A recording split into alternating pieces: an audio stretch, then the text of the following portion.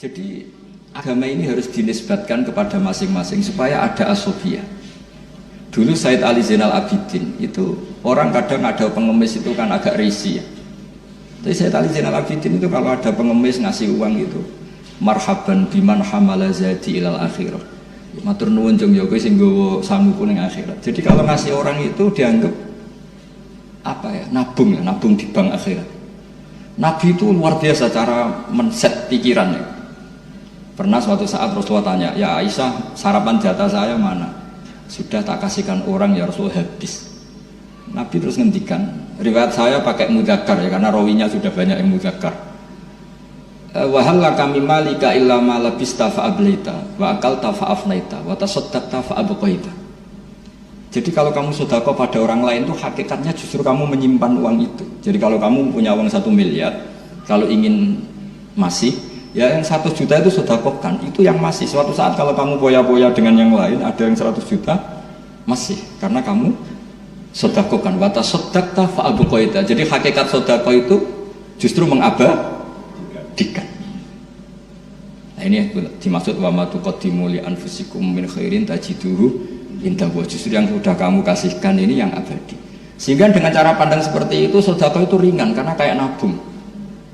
Terus kata Imam Ghazali, trik kedua, dan kamu jangan pernah mengira bahwa yang menerima sedekah itu bi'ahwaja min hajati thawabi sedekah. Dan kamu jangan menganggap penerima sedekah itu lebih butuh kepada uang itu. Kamulah yang lebih butuh terhadap ajrus sedekah.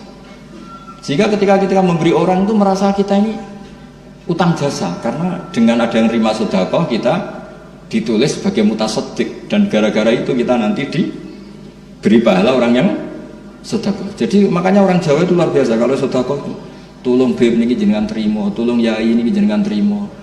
Orang Jawa itu luar biasa didikan guru-guru kita. Kalau ngasih orang itu nak diterima itu matur nuwunnya bukan. Nah itu didikan yang diikhya. Jadi matur nuwun, kalau tolong niki ditampi, karena dia butuh sekali terhadap ajrus sedekah atau ajrul hadiah atau apalah. Nah dengan seperti itu kita kemungkinan itu la tubtilu shadaqatikum bil mani wal adha itu kecil. Bagaimana kita ngundat-ngundat wong kita yang untung. Nah makanya tadi saya punya saran, orang itu harus asobiah, tapi asobiah yang baik. Karena kadang Quran juga ngajari seperti itu, man amila sholihan fali nafsi. Ketika saya sedekah 1 juta diterima orang itu, hakikatnya kan saya membela diri saya sendiri, kan tidak ada hubungannya dengan orang itu kan.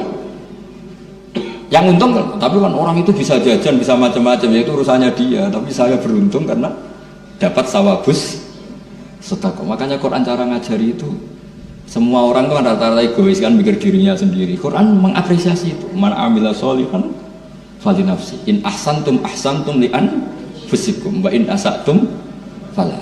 Saya ini kan termasuk kiai, sering mulang dan kadang ya kesel mulang. Tapi yang greling, wah kenaan santriku tak ulang ilmu, ora sinau sing sinau aku cek kon mulang. Kadang-kadang ya mangkel. Kene sing sinau kangelan terus kono karek tampa mateng. Kadang ya didadekno buku didol macam-macam.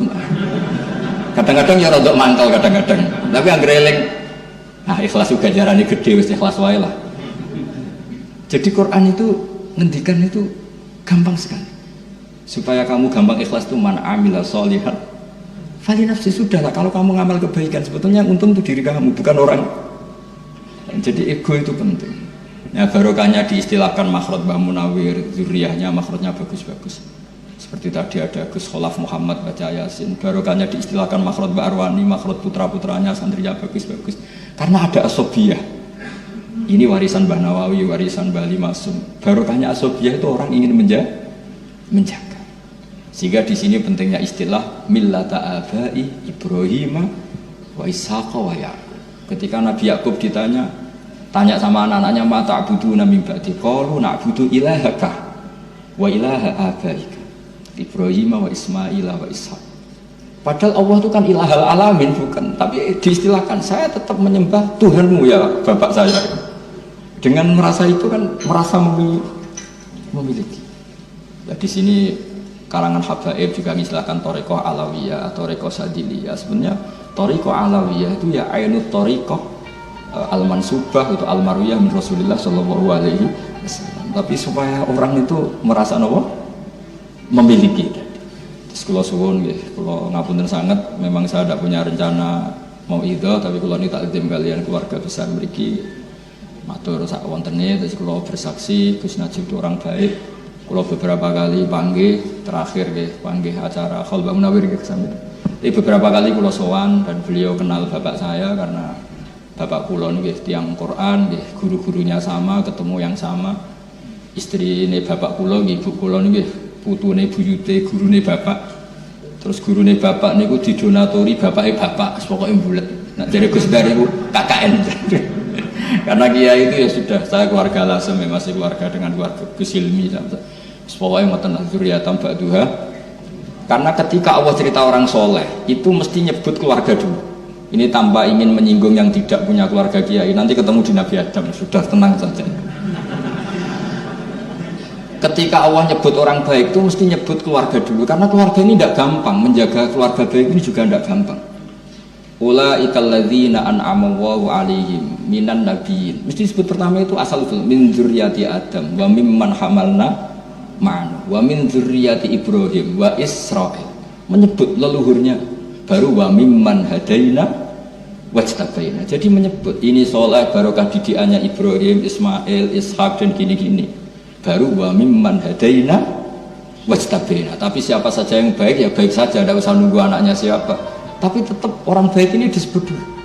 Kalau Gus Hamid hafal Quran karena putranya Mbak Abdul Qadir, karena putranya Mbak Munawir, putranya Mbak Abdul Rosad, putranya Mbak Hasan Basori. Terus disebut. Bukan karena tafakhur bil ansab boten.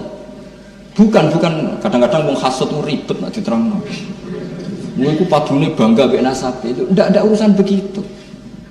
Menjaga anak soleh itu juga tidak gampang, sehingga Allah menghormati. Sehingga ketika ada seorang hulam yang punya kanzun min kunuzi dahab, itu dibela-bela Nabi Khidir, alasannya mau wakana abu rumah solihah, diregani. Makanya kenapa kita mencintai habaib, karena meregani Kanjeng Nabi. Semua orang itu mesti disebut duriannya dulu. Itu semua misalnya kul aman nabilah terus wa maunsil terus wa Ibrahim wa Ismail wa Ishaq wa Yaqub wa asbat, itu disebut. Sehingga kalau kita ini setiap Allah cerita orang baik itu mesti nyebut asal usulnya dulu sebagai bentuk penghormatan. Kayak tadi yang masyhur ulaikal ladzina an'ama Allahu 'alaihim minan nabiyyin min dzurriyyati Adam wa mimman hamalna. Karena Nabi Nuh ini berhasil mensterilkan kekafiran. Iya kan, setelah Nabi Adam langsung bulat banyak.